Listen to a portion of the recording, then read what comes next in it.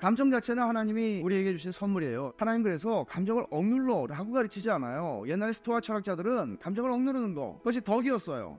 그러나 성경은 그렇게 말하지 않아요. 감정은 굉장히 좋은 선물이에요. 놀라운 선물이에요. 많은 감정들이 있습니다. 이런 감정들을 우리는 어떻게든지 표현하면서 살아가게 되어 있습니다. 이게 인간도의 본질입니다. 문제는 어떻게 표현할까 하는 거죠. 어떻게 표현할까, 이 감정을. 여러분, 에스겔의 경우를 한번 보세요. 하나님이 에스겔에게서 어느 날 갑자기 그의 사랑하는 아내를 데려가십니다. 끔찍한 일이죠. 데려가시는 건 데려가시는 건데 하나님이 하시는 말씀이 있어요. 여러분 찾아보세요. 에스겔 24장이에요. 인자야, 에스겔을 가리켜서 하나님이 이렇게 보시는 거죠. 내가 내 눈에 기뻐하는 것을 한번 쳐서 빼앗으리니, 내 눈에 기뻐하는 것은 사랑하는 아내입니다. 한번 쳐서 빼앗으리니 너는 슬퍼하거나 울거나 눈물을 흘리거나 하지 말며 죽은 자들을 위하여 슬퍼하지 말고 조용히 탄식하며 수건으로 머리를 동이고 발에 신을 신고 입술을 가리지 말고 사람이 초상집에서 먹는 음식물을 먹지 말라 하신지라. 한 사람의 인생에서 가장 슬픈 일을 에스겔은 이렇게 겪습니다. 잔인한 요구처럼 들리지 않습니까? 아내를 데려가시면서 슬퍼하지 말라는 거죠. 하나님이 이런 명령을 주신 이유가 뭘까요? 언약을 파기한 유다 백성들의 죄에 대한 하나님의 심판이 오게 될 텐데, 이 아내의 죽음 따위는 슬픔에 속하지도 않을 만큼 무서운 언약을 파기한 하나님의 백성들을 향한 하나님의 심판이 임할 거라는 것을 아주 충격적으로 이스라엘 백성들에게 말씀하시는 거예요. 이스라엘 백성들은, 유다의 백성들은 에스겔이 그 아내가 죽었는데도 초상집에서 보통 사람들이 하는 것과 같은 일을 하지 않아요. 근데 거기서 이스라엘 백성들, 유다 백성들은 그걸 보는 거예요. 하나님의 심판의 메시지를 듣는 거예요. 이런 거 아무것도 아니라는 거죠. 하지만 이 말씀을 잘못 읽으면은요, 감정에 대해서 오해를 하게 되죠. 그러나 여러분, 이 말씀을 잘 보세요. 뭐라고 하나님 말씀하시는지. 중간에 이런 말씀이 있어요. 죽은 자들 위해 슬퍼하지 말고 하면서 조용히 탄식하며, 조용히 탄식하며. 말하자면 하나님은 에스겔에게 슬퍼하지 말라고 말한 게 아니에요. 보통 사람들이 말하는 것처럼 이 말을 사실 굉장히 좀 잘 번역할 필요가 있는데, 초상집에서 사람들이 막 곡을 하잖아요. 그렇게 하지 말라는 거예요. 슬퍼하는 너의 감정을 조용히 개인적으로 슬퍼하되 그것을 공적으로는 표현하지 말라는 거예요. 왜? 하나님의 메시지니까. 이거는 에스겔이 자기 아내를 잃고 슬퍼하는 감정은 잘못이 아니에요. 어떤 사람들은 데살로니가전서에 있는 말씀을 믿고 소망 없는 자들처럼 슬퍼하지 말라고 하는 말씀을 슬퍼하지 말라고 들어요. 그렇지 않아요. 애도해야 돼요. 슬퍼해야 돼요. 그러나 소망이 없는 사람처럼 하지 않는 것이죠. 여러분, 가령 질투라든지 탐심이라든지 정욕 같은 것들은 아까 말씀드린 것처럼 악한 감정이에요. 그러나 슬픔, 비탄, 후회 이런 감정들은 그 자체로 죄가 되지 않아요. 중요한 기준점은 뭔가 하면 그 감정이 사람을 사랑하고 사람에 대한 동정심을 내 안에서 만들어내는 쪽으로 가는가, 아니면 사람들을, 내 옆에 있는 사람들을 파괴하는 쪽으로 표출되는가예요. 이 굉장히 중요한 차이예요.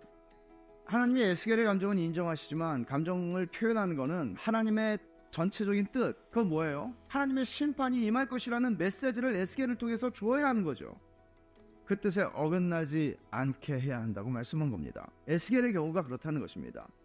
그러니까 화가 나거나 막 분노가 치밀어 오르거나 상처를 받거나 한 일들이 일어날 때, 또 기분이 상할 때, 아무것도 아닌 일로 우리 기분이 상할 수 있잖아요. 그렇게 우리 기분은 예민하단 말이에요. 기분이 상할 때 우리는 그 감정이 자기 안에서 일어나고 있다는 것을 알아요. 알아채죠. 뭔가가 일어나고 있는 거 알아채요. 하지만 그 표현을 할 것인가 말 것인가, 어떻게 할 것인가는 하나님의 뜻을 헤아려야 합니다. 가령 악한 분노가 일어난다고 해보죠. 그때 우리는 이렇게 하나님 앞에 고백할 수 있는 거예요. 일어난 걸 내가 알아차렸어요. 그럼 이렇게 기도하는 거예요. 하나님, 저 지금 너무 화가 나서 견딜 수가 없습니다. 폭발할 것 같아요. 저는 이게 잘못인 줄 압니다. 하지만 저는 아버지의 뜻을, 아버지의 길을 따르기를 원합니다. 아버지의 긍휼로 채워지기를 원합니다. 하지만 너무 괴롭습니다. 용서해 주십시오. 아버지의 뜻에 맡깁니다. 이렇게 하나님 앞에 여러분의 감정을 말씀드릴 수 있습니다. 특별히 감정 표현과 관련해서 우리는 하나님이 대제사장에 주시는 명령을 이해하는 게 도움이 됩니다. 대제사장은 감정 표현에 있어서 굉장히 절제해야 하는 사람이었습니다.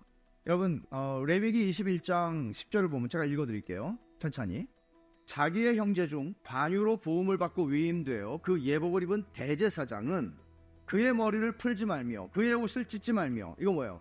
구약시대 사람들이 슬퍼하거나 비통할 때에 이런 머리를 풀고 이 옷을 찢는 행위를 했죠. 그렇게 하지 말래요. 그리고 어떤 시체에든지 가까이 하지 말지니 그의 부모로 말미암아서도 더러워지게 하지 말며, 부모가 돌아가셨는데도 감정을 절제해야 돼요. 그래서 아론은, 대제사장이었던 아론은 자신의 사랑하는 두 아들이 성소에서 죽었을 때 머리를 풀거나 옷을 찢을 수 없었습니다. 왜 하나님은 이런 식으로 어떤 특정한 선지자 에스겔 같은 사람, 특정한 상황에서, 그리고 대제사장에게는 언제나 이런 명령을 주셨던 걸까요? 왜 하나님이 이렇게 대제사장에게 유난하게 감정 표현을 자제하게 하셨을까요? 답은 이것입니다. 하나님의 임재 앞에서 살아가는 사람이죠. 대제사장은. 하나님의 임재 앞에서 살아가는 사람은, 하나님의 임재 앞에 서 있는 사람은 그에게 일어나는 어떤 일도 재난으로 여길 수 없기 때문입니다. 어떤 일도요. 하나님의 임재를 의식하며 사는 사람은 어떤 일을 당해도 절망할 수 없고, 만일 대제사장이 개인적인 슬픔 때문에 옷을 찢게 된다면 그것은 내 인생에는 하나님이 해결할 수 없는 문제가 있어요 라고 말하는 꼴이 되는 거예요. 그래서 대제사장은 자신의 감정을 개인적으로 절제해야만 했습니다. 신약의 성도들은 제사장입니다. 하나님의 임재 앞에서 사는 성도들에게 인생의 어떤 사건도 하나님이 풀 수 없는 문제, 하나님이 모르신 채 발생하는 문제는 존재하지 않습니다. 일어나지 않습니다. 그럼에도 불구하고 어떤 사건들이 감당할 수 없는 슬픔과 비통함으로 우리를 인도할 때가 있죠. 우리를 넘어지게 하고 주저앉게 할 때가 있죠. 그럴 때마다 우리는 제사장의 직분을 행사해야 하는 거죠. 어떻게 해요?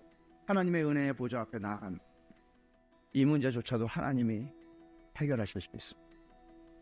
가장 영광스러워.